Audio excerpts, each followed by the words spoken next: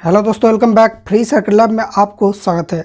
दोस्तों, lithium batteries ये सब हम बहुत ही ज़्यादा यूज करते हैं और इन सब को लेकर हमारा ज़्यादातर प्रोजेक्ट्स होते हैं, क्योंकि ये बहुत छोटा फॉर्म फैक्टर में बहुत ज़्यादा एनर्जी स्टोर कर पाती है और ये बैटरी काफ़ी रिलायबल होती है, बहुत दिन चलती है, ख़राब जल्दी नहीं होता है अगर इसके साथ सही प्रोटेक्शन लगाया गया तो लिथियम बैटरी को चार्ज करने के लिए इस तरह की प्रोटेक्शन सर्किट की ज़रूरत है। तो खैर, इन सब बातों में हम नहीं जाएंगे। जस्ट हम लोग आज बात करेंगे कि इन सब बैटरी की सच्चाई क्या है। जैसे यहाँ पर 3000 mAh लिखा हुआ है, जैसे यहाँ पर इसमें लिखा हुआ है 1200 mAh और इसमें लिखा हुआ है 2200 mAh। तो ये सेम साइज में अलग अलग mAh की बैटरी आती है। इनफैक्ट इस तरह की बैटरी 5000 mAh का भी आता है।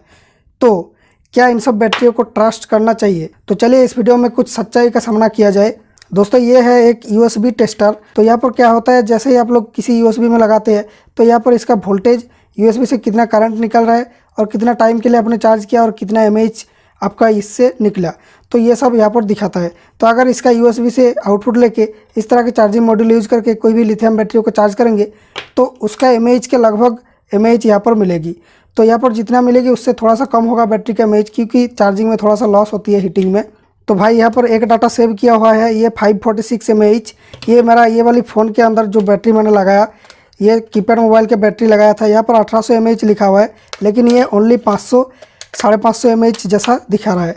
मतलब इसकी लॉस को अगर माइनस कर दे तो ये लगभग 500 mAh की होगा। तो इसके साथ एक्सपीरियंस काफ़ी ख़राब रहा है। तो इन सब बैटरियों को जब मैंने 1200 mAh की बैटरियों को चार्ज किया था तब मुझे मिला था 650 mAh के जैसा। यहाँ पर 2200 जो है इसमें मुझे मिला 1000 के जैसा, और जो 3000 mAh की बैटरी है इसमें मुझे मिला ओनली 700 mAh। तो भाई ये कैसे हो सकती है?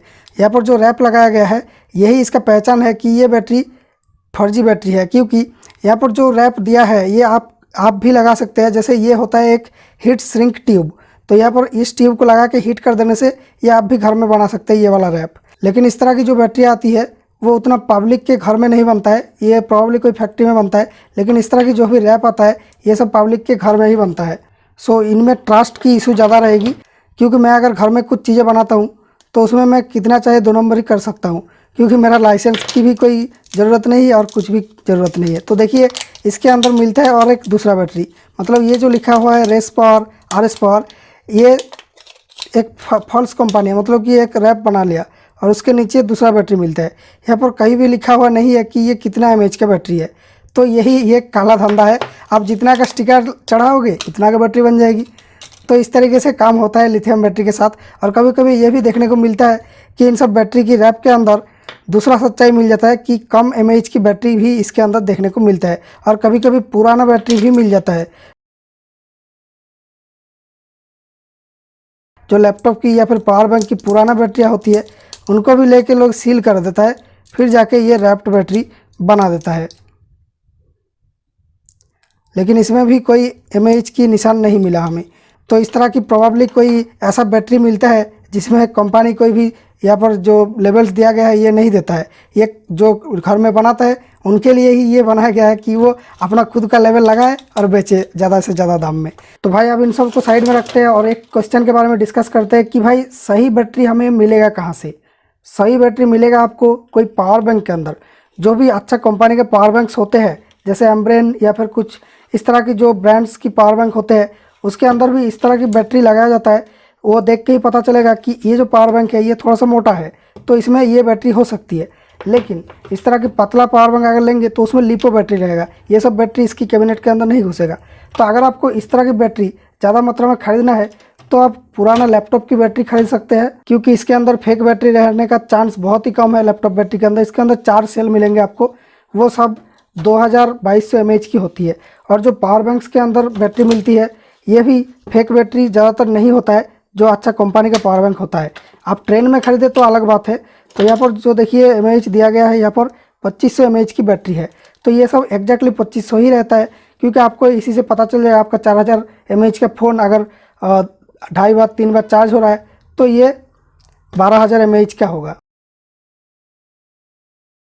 यहाँ पर 2500 का 5 बैटरी है, मतलब 12500 mAh की पावर बैंक है। तो यहाँ पर कंपनी भी लिखता है कि 12500 mAh का ही है। तो ये सब पावर बैंक आपको 600-700 में मिल जाएगा। तो भाई एक बार हिसाब कर लेते हैं कि 12500 mAh की बैटरी अगर आप लोग 700 रुपये से खरीदते हैं तो आपका 1000 mAh में कितना रुपया लग रहा है, तो 700 बाई 12.5। सो आपका 1000 mAh में 56 रुपया लग रहा है। तो इस तरह की बैटरी भी 50 रुपया के आसपास आता है जो 1200 mAh का होता है। तो ये जो हिसाब है वो हमारा सही रहता है। तो इस तरह की पावर बैंक आप खरीद कर इससे बैटरियाँ निकाल सकते हैं आपका प्रोजेक्ट्स में यूज करने के लिए। दोस्तों अगर आप इस टेस्टर डिवाइस को खरीदना चाहते हैं, इसका लिंक डिस्क्रिप्शन में है। और इसको ना खरीद के अगर आप घर में बनाना चाहते हैं तो ये एक mAh मीटर मैंने बनाया था पिछले एक वीडियो में, वो आपको एंड स्क्रीन में मिल रहा है। तो दोस्तों ये जानकारी कैसा लगा आप कमेंट से बताएं। अगर ये वीडियो आपको पसंद आया, इस वीडियो को लाइक कीजिए, शेयर कर सकते हैं। Thank you for watching. मिलेंगे नेक्स्ट वीडियो में तो फ्रेश एंड न्यू आइडिया।